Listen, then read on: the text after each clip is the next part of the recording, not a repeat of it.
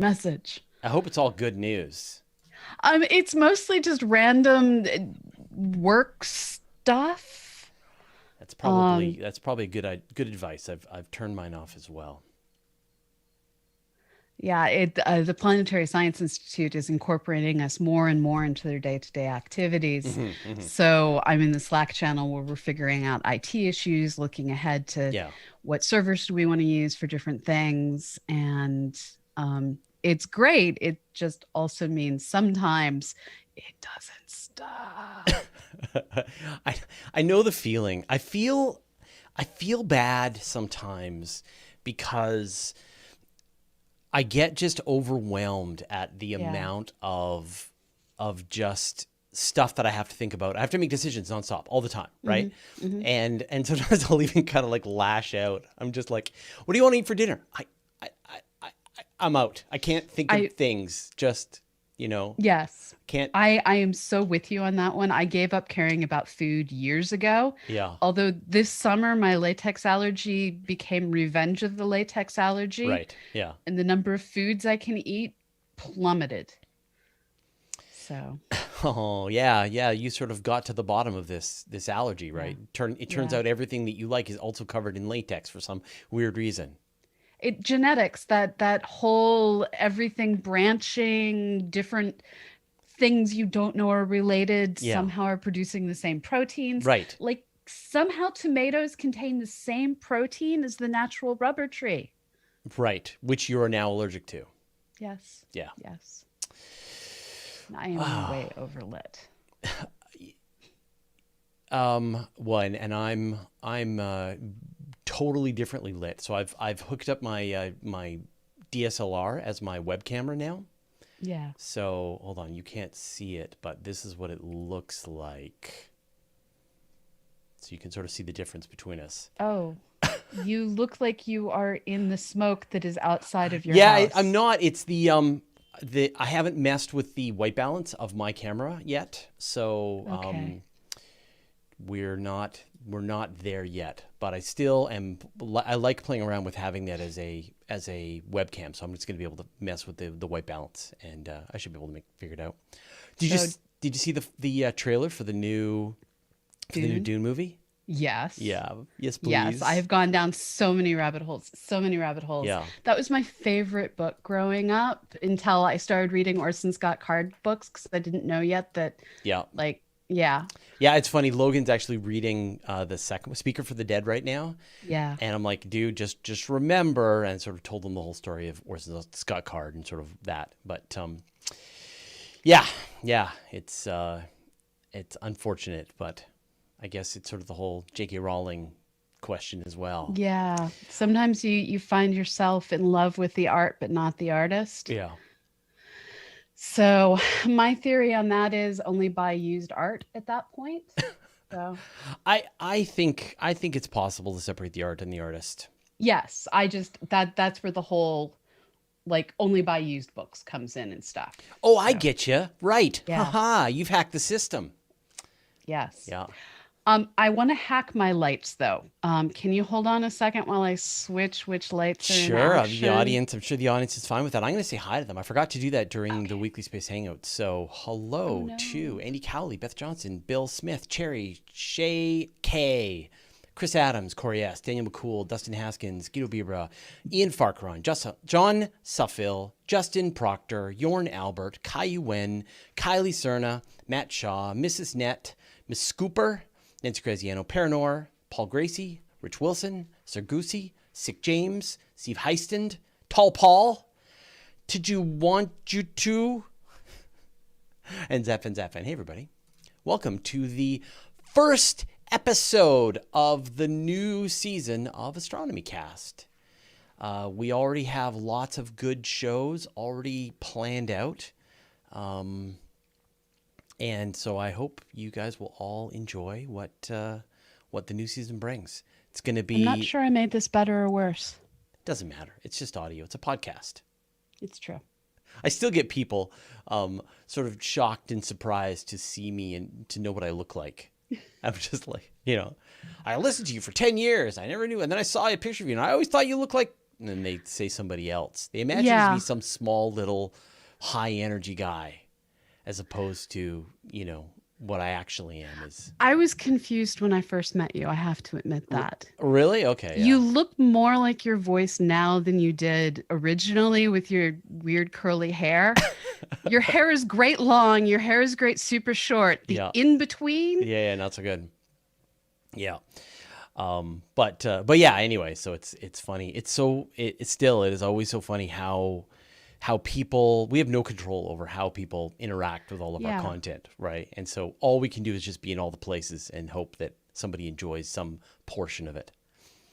Like I mentioned the podcast that we do in the newsletter, and people are like, "You do a podcast?" I'm like, "Come on, Yes. yes, Yes. I do a podcast." Well, haven't you had people claim that you're plagiarizing yourself yeah, Yeah. that's my favorite. yeah, I have people Oh, claim that we've I'm. started getting the same takedown notices with Daily Space that you get for the using NASA content.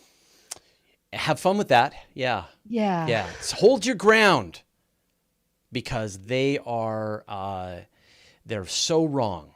And I'm like really a little snippy about it. So I'll say, like, are you claiming to own the rights to video from NASA? Is that what you're saying? Is that the Yes, they claim? are. Is that the legal claim that you're making?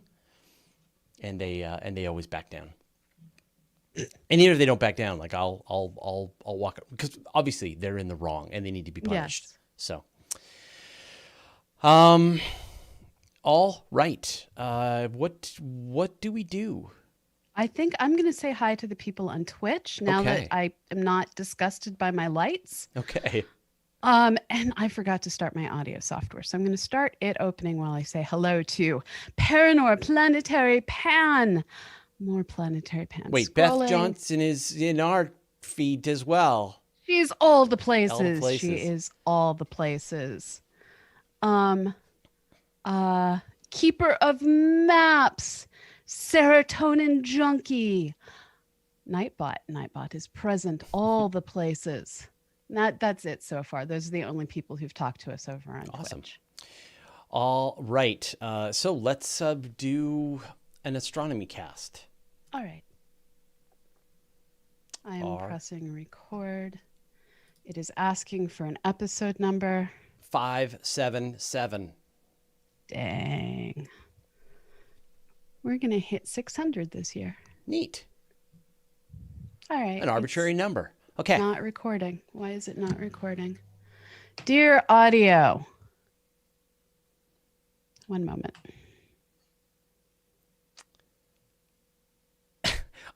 So for people who are wondering about the rest of the seasons, we've already started the weekly space hangout. If you missed it, it was awesome.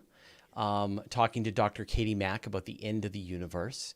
And I could tell she was super sick of having the same conversations. And so I just went in totally different directions. Talked about weird and obscure stuff that I wanted to talk about. And I think she enjoyed, it was a little different than all of the interviews that she's had so far, but it was a lot of fun. It was great to see people back. She's been on everything lately. Mm-hmm.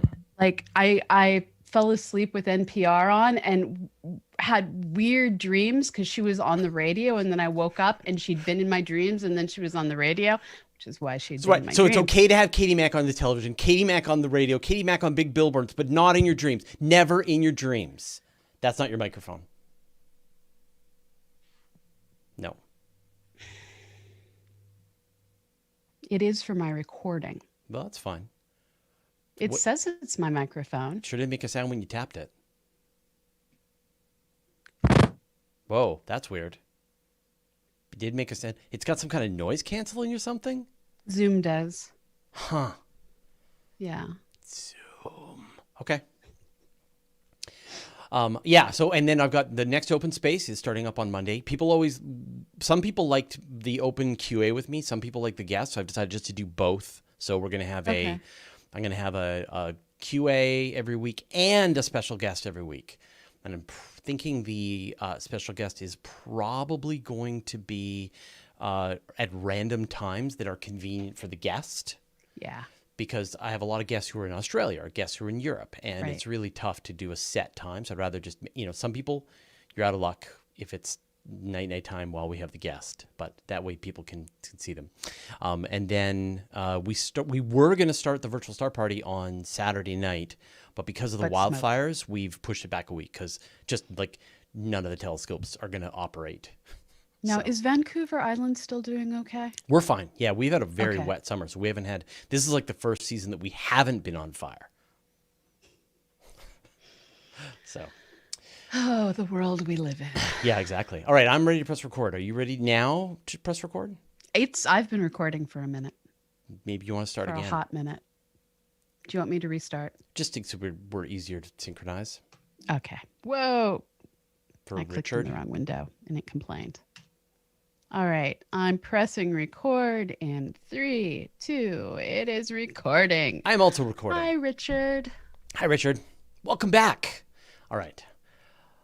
Astronomy Cast, episode 577, Mars in Opposition. Welcome to Astronomy Cast, our weekly facts-based journey through the cosmos, where we help you understand not only what we know, but how we know what we know. I'm Frasier Cain, publisher of Universe Today, and with me, as always, is Dr. Pamela Gay, a senior scientist for the Planetary Science Institute and the director of CosmoQuest. Pamela, welcome back from summer hiatus. I missed you. Thank you. I've missed you too. Although I have to say, it feels like we're like experiencing March 200 instead of September at this point. Time has no meaning. It doesn't. Yeah. It really has no meaning. It's a snake in a circle eating its own tail, made of everything and nothing all at the same time. Yeah. I don't know whether I'm coming or going. The days just blur, and yet time just takes forever. When do I get my vaccination? You know what I want to do? Oh, I was thinking about this. You know what I really want to do? I want to go places and see people. Yeah. That's what I really want to do. I want to have gone from having that amazing experience in January where we were together in Hawaii for the AAS meeting. Yeah. And towards the end of that meeting, we were starting to talk about the news about this strange illness in China. And I remember the Thursday night talking with a couple of my friends at the conference about, okay, I just want to get home before the illness makes it to Hawaii. Yeah. And I had no idea that 9 months later, this would be our life. Yeah. Still. Yeah. No, I had my suspicions, but and now we do feel like we're closing in now on the final stretch, that more and more vaccines are coming into the final stage of trials, and there's going to be some kind of rollout. But I really hope that herd immunity will start to get kicked in, and we can start to see the end of this, hopefully during this season. So we will. And herd immunity from vaccines. Yes, exactly. Yeah, not from just everybody getting sick. So we have to be specific. Yeah, so I'm hoping we will see the end of it during the season, and regular life will return.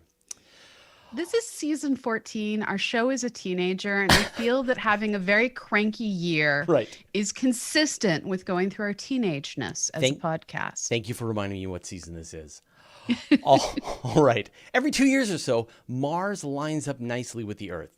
It takes only 2 minutes to communicate with the rovers. You can see the polar ice caps in a small telescope, and it's the best time to send your spacecraft to the red planet.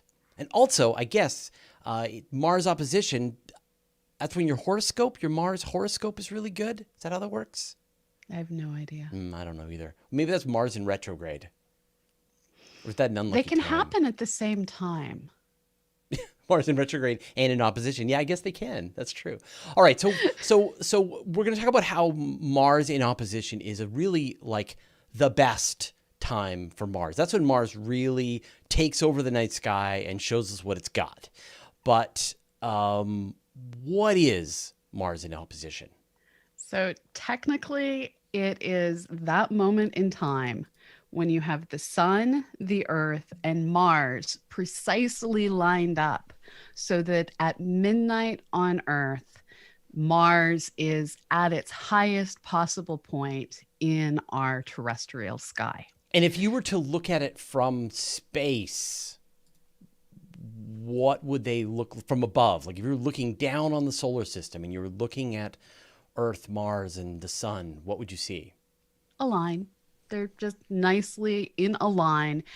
And there's some years where, because Mars orbit is a lot more elliptical than Earth's orbit, that we are noticeably closer. There's some years that we're noticeably farther apart. So back in 2003, there's a whole lot of hoopla because we were closer than Right. we'd been in hundreds of years or would be for Yeah. another 100 some odd years. Like 50,000, it was 50,000 years was the closest it had been, 2003.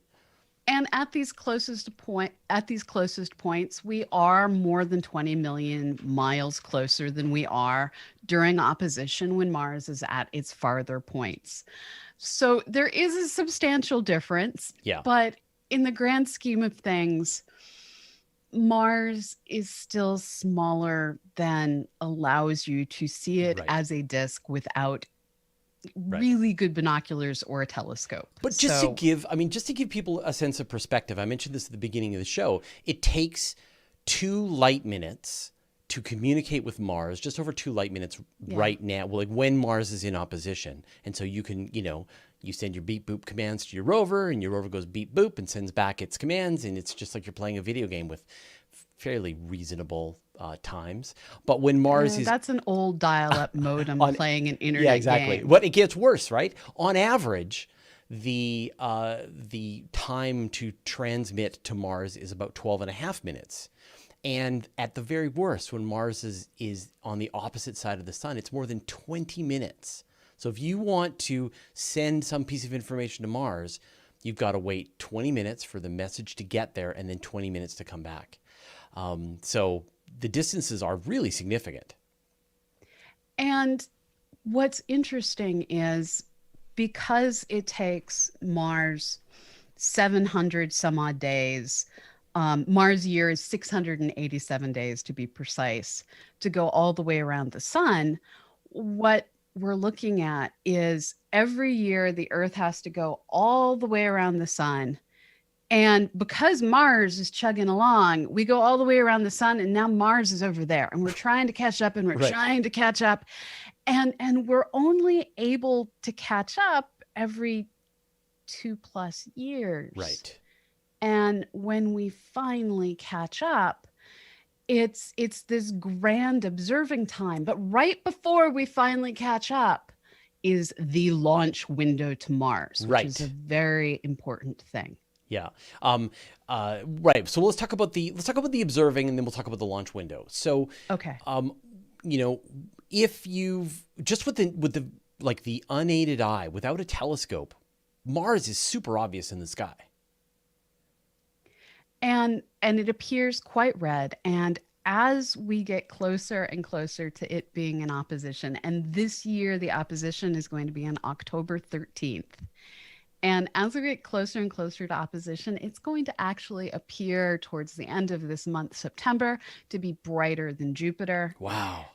And at that opposition, it is going to not only be brighter than Jupiter, but it's going to appear to be 22.6 arc seconds across, which is still really tiny. Too small to see with your eyeballs. But this is starting to be like the size of some of the craters we reasonably look at on the moon. It's 1/82nd the size of the moon at this point. Right. And the alignment in time is such that we have that Mars at opposition on October 6th, and on October 3rd, when Mars is basically as bright as it's going to get, basically as big as it's going to get, a couple of days don't make a huge difference. It's going to be 1.1 degrees away from the full moon. So there's going to be this fabulous moment where, in a completely reasonable camera shot, you're going to be able to get the full moon and Mars right together, and trying to get the exposure times correct to get both well isn't going to be as hard as it usually is. And then we're going to get all those people saying, how come I never noticed that bright red star beside the moon before? When, people don't understand that the moon moves, Mars is getting brighter and dimmer, that's not a star. It is the moon, though. You got the moon part right. But There's a shocking number of people who don't realize that the moon isn't in the sky every night. yeah, I know. The moon changes through its phases. Yeah, Yeah. people, I guess, just don't look up. Normally, when interesting things are happening and the full moon is out, the full moon rains on the parade with its light. But in this case, Mars will be bright enough that no problem. Full moon, use your telescope, look at the moon, look at Mars. They'll both look great. And Saturn and Jupiter will also be up in the sky at the same time.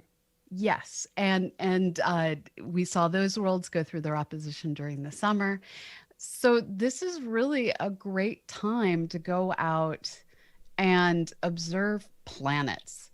And given the observing conditions in most of the country, you can't see many stars. It's either cloudy for fall or smoky moony. because the west coast of North America is on fire. Right. But planets are going to be one of the few things capable of cutting through thin haze and thin smoke. Yeah. Yeah. The planets are so bright. Even in a city, if you've got any kind of telescope, now is your chance to see all of the best objects at their closest, brightest. Like really, like all the hits are going to be out in one night. Saturn, Jupiter, Mars at opposition, and the moon. This is the time. So let's talk about the launch windows then and why it's such a great time to send spacecraft to Mars. Now, this really comes down to we like fuel efficiency in our rockets. Fuel weighs a lot. And so the easiest way to get to Mars is to use what's called a Holman transfer orbit. And this is an orbit where it's highly elliptical, and the shape of the orbit is such that the orbit's closest point to the sun is at the Earth. And when you're transferring to Mars, the furthest point from the sun is at Mars.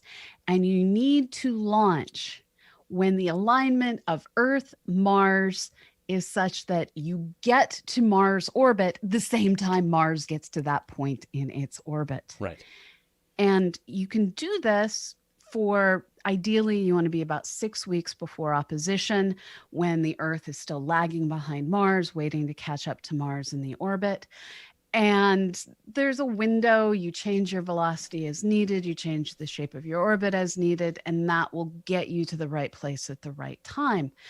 So right before opposition, we always see this grand lineup of spacecraft trying to make the window, trying to get themselves complete and launched and on their way to the world that is most likely to eat them instead of let them do science. Right, because if they don't, how long do they have to wait?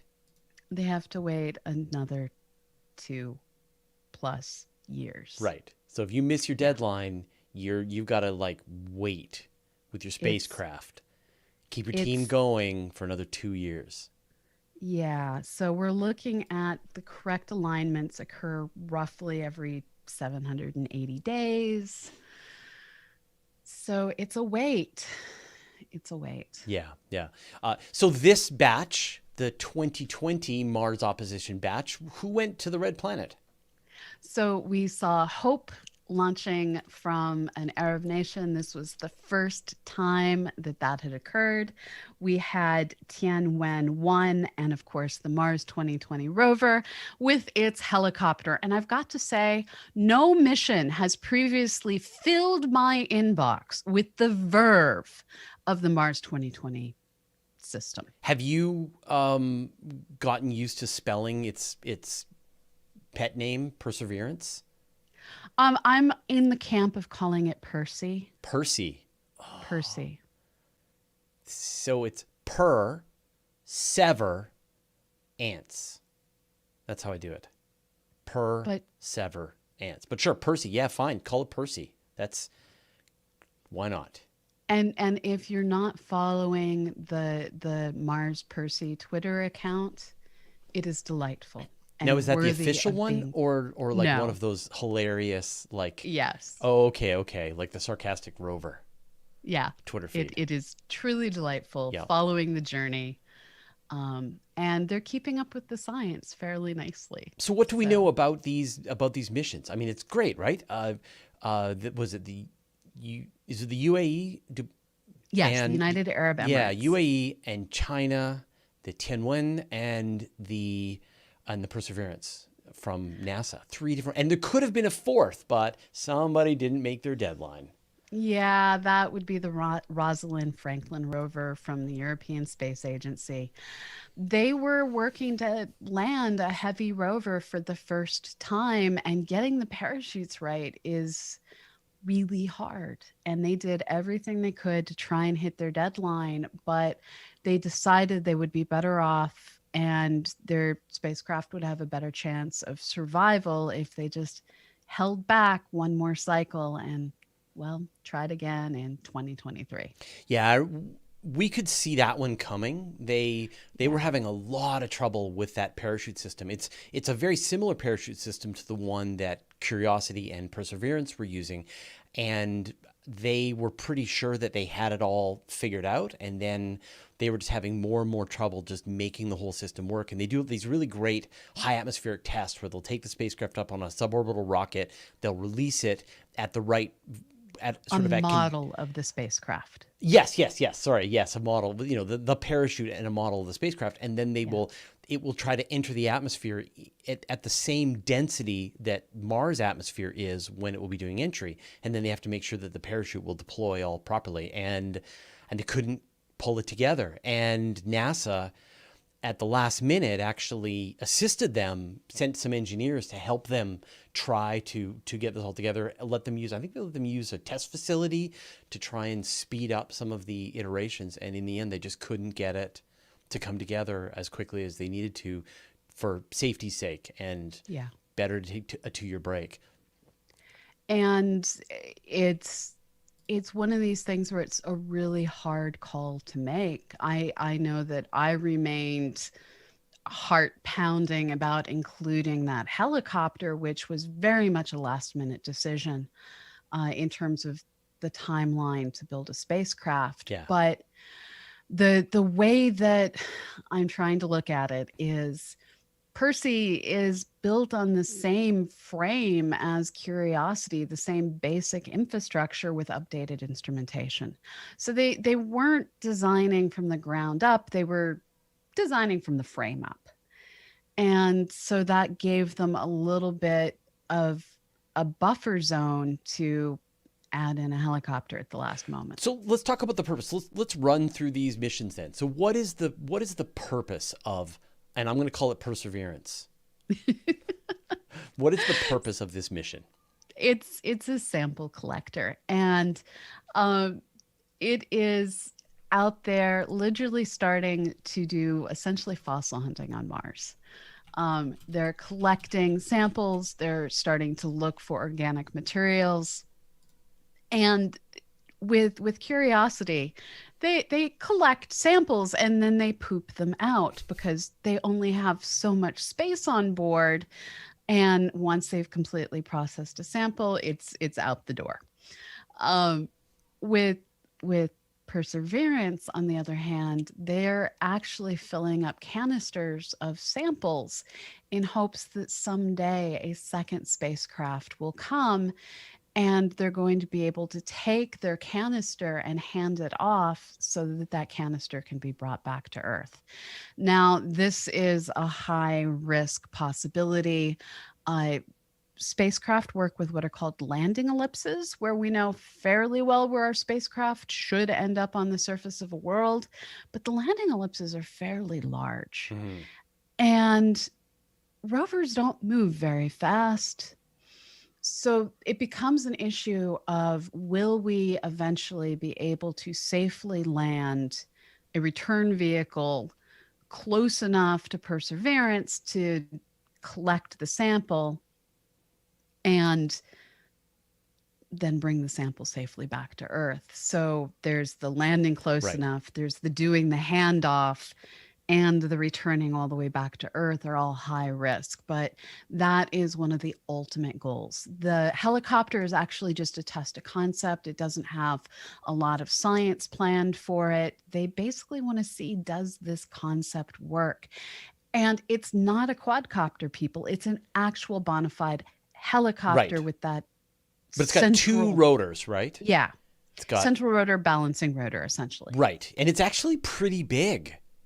Like Well, it's not like a tiny little quadcopter. Like I think it's like I feel like it's like several feet across. Like it is a large vehicle. you have to have a really big propeller when the atmosphere is Yeah. that thin. So the body, the basically propeller to mass ratio, um, is very different from what we have here on Earth, where we're used to propellers that are roughly the same length as our helicopters. Here, the propeller is substantially bigger than the body of the helicopter. When does it? When will it get there? I didn't write that number down. Do you happen to know that I number? don't actually. Hold on. Oh, Richard, we're sorry. We're sorry, Richard.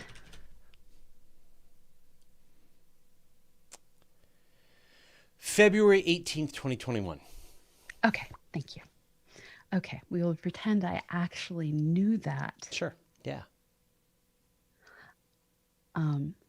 Sorry, typing things into my screen so that I can have them on deck for when you ask next. What do you think I'm going to ask about the other missions?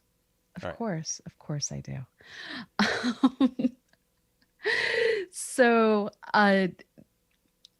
with these missions, we're generally looking at about a six-month travel time. In this case, we're looking at Mars Perseverance will get there mid-February, February 18th. Right. In fact, we're going to have this whole flock of them all landing roughly the same time. Or orbiting. Or orbiting. This Yeah, is true. with They the aren't UA all landing mission. this Yeah. time. Yeah. So, and I mean, the thing I really love about Perseverance, I mean, you talked about the samples that it's going to be retrieving. I mean, NASA has been building this case for the search for life on Mars. They've been following the water. And with Spirit and Opportunity, was there ever water on Mars? The answer is yes. Curiosity, was there water on Mars for long periods of time? The answer is yes. Perseverance is, were there conditions that were good for life? The kinds of chemicals that you would want to have for life, maybe even the byproducts of life. This is the first mission that possibly will detect ancient life, the residue of ancient life on Mars. And it'll be the follow-up mission, the sample return that you talked about, that's going to be the one that actually brings these samples home and then the scientists get to crack them open and take a look at them. Some kind of noise in your background? I see. And cut this out, Richard.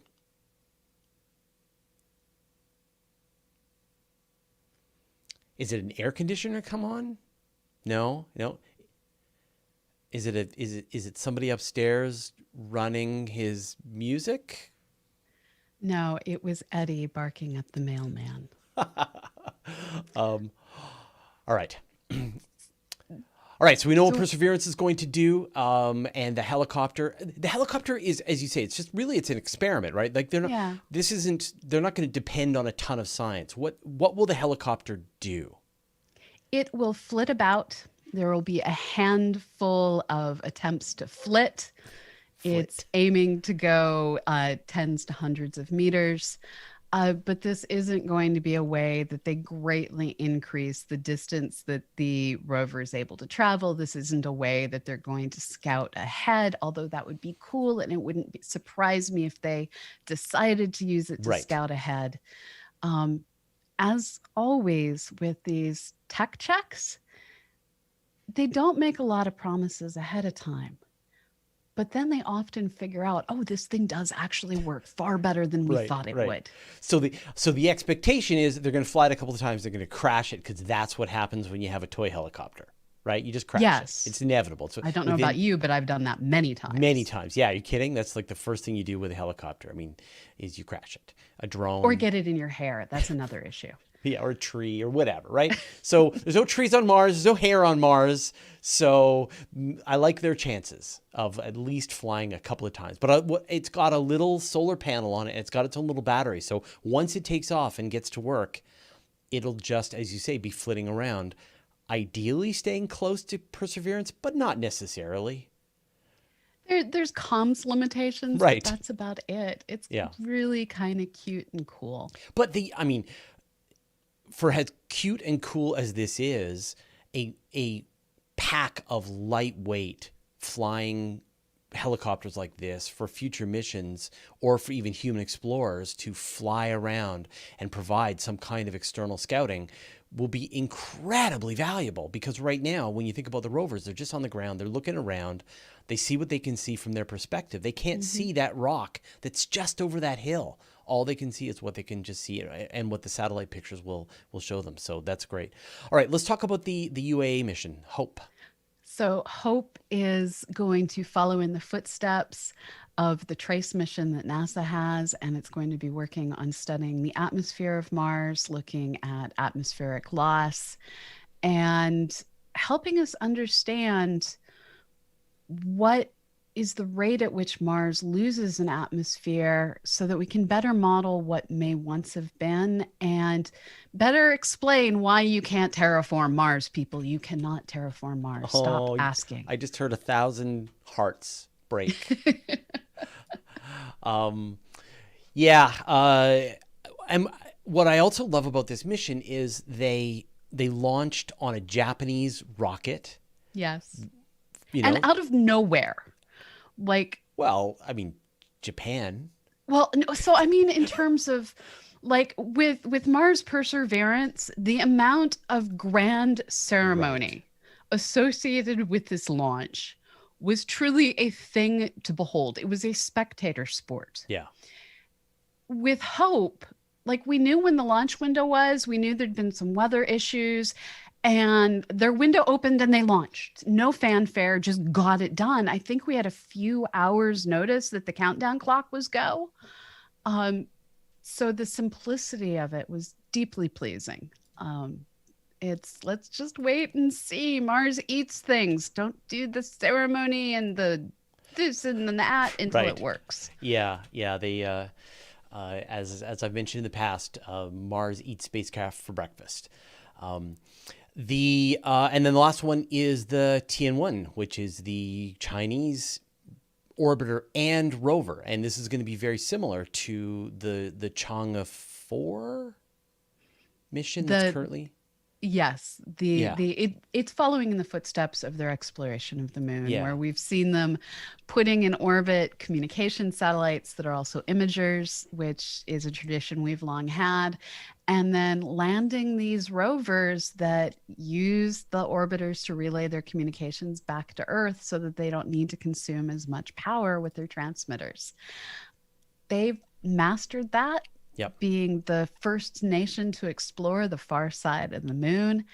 And now they're taking their lessons learned and seeing how their luck fares at the red planet. Now, they've got a bunch of regular old rovery stuff that's going on. It's, it does look similar to the one that's going to the moon, but the piece of technology that's on board that's very exciting is the ground penetrating radar. And with ground penetrating radar, we can start to answer questions about, is there glaciation, is there frozen reservoirs of water underneath the surface? What is the density? We can use ground penetrating radar here on Earth to figure out what are the subsurface conditions of the tundra. Where is it soil? Where is it ice? It's one of the ways that we find old buildings buried in farmers' fields. We're not going to find that on Mars. But it is going to help us answer questions that InSight has really confused us with, because InSight was supposed to have this mole that buried itself under the ground, and it basically discovered that Mars ground just falls apart when you hammer on it. With the ground penetrating radar, we're going to start to be able to see what is the density, the structure of this soil as a function of depth, and start to understand, is this just layers of built up sand mixed with ice? Is there bedrock? Where is it? Is there ice? Mm-hmm. It's super exciting. Yeah, the thing that we saw, I don't know if people remember, there was this study that came out from the Chinese Space Agency about 6 months ago, maybe, where they were talking about that the rover or the lander on the moon was able to see down into the regolith and see how deep the regolith goes, and how it turns into just larger and larger jumbles of rock until it turns into the bedrock, and it's quite deep. So imagine being able to drive around and see like how deep is the sand? Are there deposits of water? Are there even other interesting things? Salty, briny solutions underneath? Do they change with the seasons? So, Yes. with this mission, they're bringing a pretty exciting piece of technology to the surface of Mars. So it's a great addition to what's happening on Mars.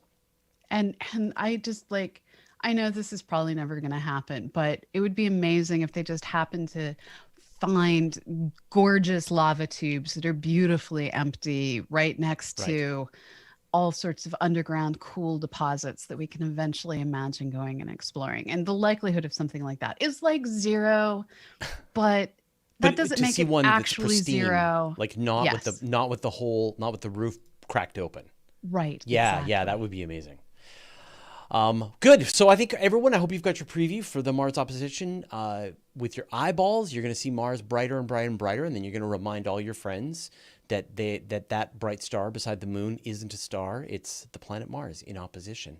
And then you will watch over the next 6 months after that the coverage, and we get to go through the whole 7 minutes of terror again as Perseverance Yes. follows the fiery trail that Curiosity left, entering So the the atmosphere of Mars.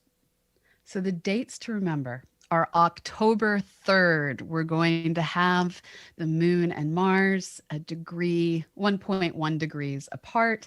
And on October 6th, if you want to drag people out and have a reason to look up, well, that's when Mars is at opposition and will be straight overhead at midnight, latitude dependent. And then February 19th will be the landing for Perseverance. 18th? Excellent. And we will bring it to I'm you sure we'll bring it as to you we live. can. We did the last one. I'm sure we'll We do this one as did. well. Yeah. Right on. Well, Pamela, I'm looking forward to watching Mars Opposition 2020 with you and the rest of our fans over the next 6 months. So everybody enjoy, and we'll see you next week. Do you have some names for us? I do. Thank you for the reminder, and thank you all for staying with us through the summer. You are the reason we're able to do everything that we do. So to our Patreons at patreon.com/astronomycast. Thank you to Harold Brandenhagen. Thank you to Daniel Losley. Thank you to Omar Del Riviero. Thank you to Marco Irasi. Thank you to Brian Kelby. Thank you to William Lauer. Thank you to John. Thank you to Dustin A. Roth. Thank you to Mark Stephen Rasnack. Thank you to Michelle Cullen. Thank you to Jeremy Kerwin. Thank you to Bruno Letts. Thank you to J. Alex Alexanderson. Thank you to Tim Garish. Thank you to Andrew Hamsworth. Thank you to Arzo Latz Hall. Thank you to Mark Grundy. And thank you to Aran Segev. Thank you all. You keep this show going. And we'll see you all next week. Bye, Bye, everybody. everyone. And then they saved. Yep. 577. Yep.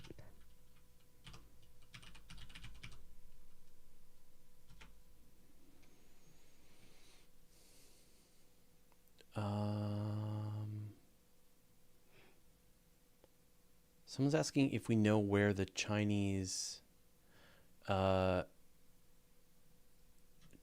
sites in Utopia Planitia for the Zapfan's asking where Tianwen is going to land, and we've got 2 sites in Utopia Planitia have been suggested. They're often still figuring these things out until a month before landing. Yeah. Corey S. is asking, will the Chinese share their science? If the They have been. They've yeah, been if the pretty good Chang'e about mission it. is any indication, they'll share it in the same way that they share it with the Chang'e mission. So I would assume yes. In fact, with the Chang'e mission, they were really quite good, and like I have been following I'm able to compare sort of how good a job does NASA versus Europe versus China, et cetera. And for the longest time, China they were the worst for telling us anything about what was happening with their missions. You would get some news announcement on state media, and then we would all have to try to translate and figure out what was going on. And they've been doing a great job of releasing the results, releasing scientific papers in journals and things like that, and sharing pictures as they get them. So it's been great as a journalist, just trying to report on what they're working on. They haven't been making my job more difficult, which is always perplexing to me when people they like share information about our story, but I'm going to make it really hard for you. My answer is no. My answer is nah. I'm going to work on stuff that's maybe a little easier. So looking over at the Twitch stream, I see there's news from Third Rock Astronomy that the Tri-Valley Stargazers Observatory is now gone. Oh no. Where's that? I believe it's West Coast. I just don't know exactly where on the West Coast. Oh. Pulling up the details. Livermore. So outside of San Francisco. The message coming out from Roland Albers, president of the Tri-Valley Stargazers, is our main observatory building was destroyed in the fire. The dome and the outhouses are still standing. At this time, we do not know if any equipment can be salvaged. Oh. Yeah. What a nightmare. So our hearts go out to them. Yeah. Yeah. When we were watching, you shared a picture, I think. Was it the Mount Wilson. Mount Wilson, yeah, where you could see fire in the all sky cam. Oh, that was not Lick. It's its sister observatory. I thought it was Lick Observatory. It is Lick. Its sister observatory is Yerkes. So both Lick and Mount Wilson. Mount Wilson is still threatened. Yeah. I looked at Mount Wilson's pictures earlier today and shared one where you just see this island in red haze surrounded by smoke. You can't see anything of the surrounding mountains. Yeah. A lot of our firefighters, because we've had such a reasonable fire season, a lot of our firefighters are down there. I've seen a lot of pictures of Canadian airplanes dumping water. We've got these gigantic water bombers that we use for fighting fires here in British Columbia. But that sucks. Yeah. Oh. Hit us with your questions if you've got questions. So James Dugan is asking, low surface gravity, less compact makes sense. Will this make lava tubes less stable? Do you think that lava tubes will be less stable on? No, I'd actually expect them to be more stable because they have less gravity pushing on them. But then they're also way bigger. They can form much bigger because they have less gravity pushing on them. Because we know that the ones on the moon are probably kilometers high, big enough to hide a city inside. So what I don't know is the viscosity of Mars lava, because the viscosity of the lava is one of the other determining factors. Right, that'll define how big the tube is. Yeah, but also there's like no earthquakes on Mars, so you don't have to worry about that kind of thing. So it's lava tubes that are more recent are even better potential because the rate of asteroid strikes dropped towards the end of the volcanism era, like the age of the big volcanoes. And we've had continued volcanic activity until hundreds of millions of years ago, whereas the Great Heavy Bombardment ended 3.2 billion years ago. Oh, so there's a period of volcanism that didn't have massive asteroid strikes. Right. Okay. Speaking of Mars, I saw Away, which is the new Netflix series about the Mars mission with Hilary Swank. How is that? I've heard really conflicting reviews. It was fine. I enjoyed it. Okay. Yeah. I enjoyed my time watching the show. This is going to sound super weird, but I had a really hard time finding any technical mistakes Good. with They got a the lot of consultation from NASA. they clearly did. You could see Yeah. that they had, and so there was, the way they handled gravity, they clearly somebody was thinking about this is a zero gravity situation, and so they were strapping down, they don't even like the whole episode is them flying in space, and so a lot of time was spent in zero gravity, and they had a lot of really great wire work was done. Some of the ways that the mission went made total sense. Some of their clever solutions to figuring things out made total sense. There was a few times where, like, I know why they set things up to make the plot go that way, and you're like, that's a dumb idea. They wouldn't have done that. But at no point did you just go like, that's just wrong. That's just demonstrably incorrect. Except for maybe communication times. They were communicating a little too quickly in the beginning, even though they were light seconds away from each other, and they were still just kind of chatting. But I'm going to give it a mild thumbs up as a very realistic space flight show on the same sort of level of realism, I think, as The Martian. I'm going to sort of put it at that level. More than, far more realistic than Gravity. Good. Yeah. But then like less interesting as a show. So, so it was, Carla was like, when are they just going to like do some spacey stuff? Cause there's a lot of their relations back to home and Earth, and they miss people, and people are getting sick, and people are, so. Have you watched Devs yet? Oh, sure. Yeah. Yeah. I love Devs. That one's super intriguing on the quantum mechanics side of things. That's all I can really say, because otherwise you give away the plot. Yeah, no. I highly recommend Devs. Watch it. Yeah. Yeah. At the end of the first episode, if you're not just going, whoa, then that they will blow your mind on what that show is trying to do. Another sci-fi one, but it's more of dystopian, is 3%. It's originally done. It's Brazilian Netflix original, so everything's subbed. Not subbed. Everything's dubbed. Right. So or be subbed. prepared Yeah. for voice and lips to not match. But it's another one that takes a really intriguing look at what could be. Yeah, we watched the first season and then kind of stalled on the second season. So the third season really gets it. Does it? Okay. All right. Yeah. I'll give it another crack. I'm sure I can pick it up from where I left off. It's not the first time I've sort of gotten halfway through a system. It's now complete. There's nothing left to watch, and you can binge it all in a couple of days. Yeah. Anybody have any questions? Nobody's got any questions for us?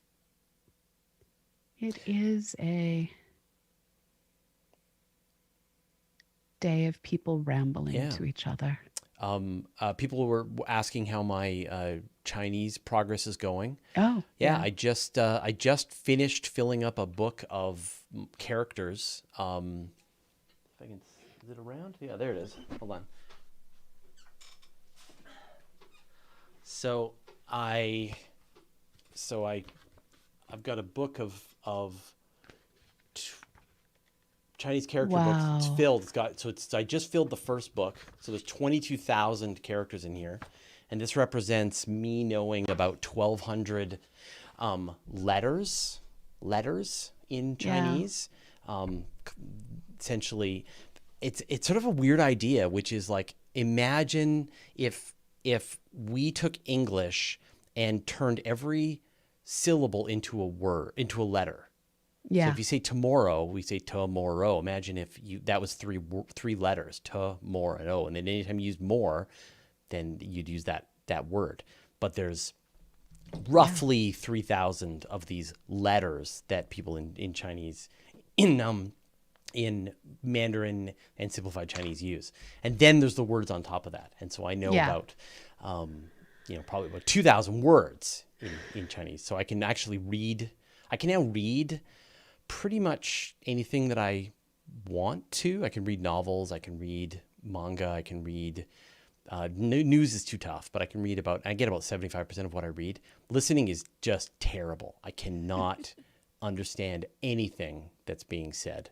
for me to be able to listen. I mean, a little bit. I get it when people say hello and things like that, but Yeah, it's definitely a journey.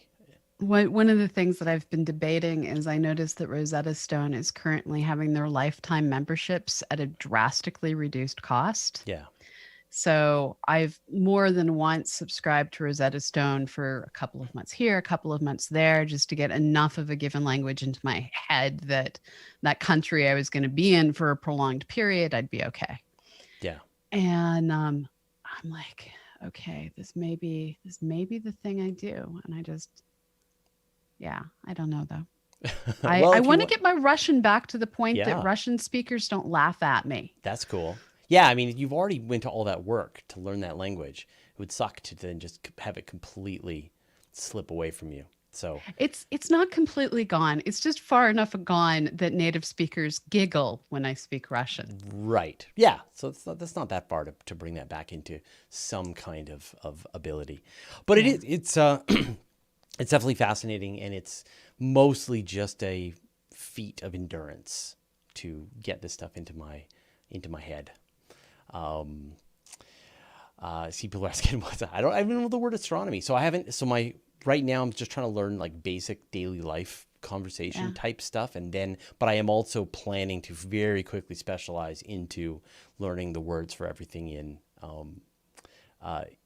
having to do with space science. Do So you have a Weibo account yet? a Weibo. I don't have a Weibo, but I do have a WeChat. Okay. Yeah, yeah. So anyway, it's but if anybody wants any advice in how to learn this or any other language, I definitely kind of feel like I've smashed myself against it long enough that I've got lots of good advice. Ryan Schmitz has a question. If you could travel the speed of light, would you get red shifted over large distances or crossing cosmic voids, or does that only affect light because it has no mass? Well, you couldn't go the speed of light. Almost, let's say almost the speed of light. If you're going almost the speed of light, light reflected off of you would be red shifted if you're going away from something and blue shifted if you're going towards something. Right. And the key is it's either light that your machinery is generating or light reflected off of you, your spacecraft. Right. We only generate light in the infrared, and yes, that would be red shifted or blue shifted. But if someone can see your infrared radiation, you're probably about to die.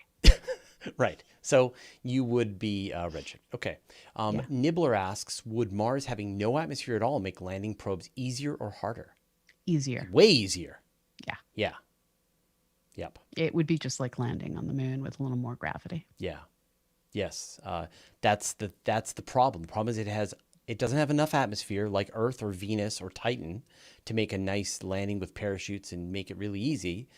And it doesn't have no atmosphere like Europa or an asteroid or the moon. It's got some atmosphere. It's got the worst amount. Some. Yes. So, all right. Well, I think we've reached the end of our hour. Man, it's so good to be back It in the is. recording seat, and it was super fun to do a new show with you, Pamela. And we have the coming weeks all planned out. We're going to start with isolated white dwarfs, how you get them, what they are next week. Yep. And then start a slow and steady voyage through the dead stars. Yeah. Right on. All right. Well, we'll see you all next week. Thanks, everyone. Bye.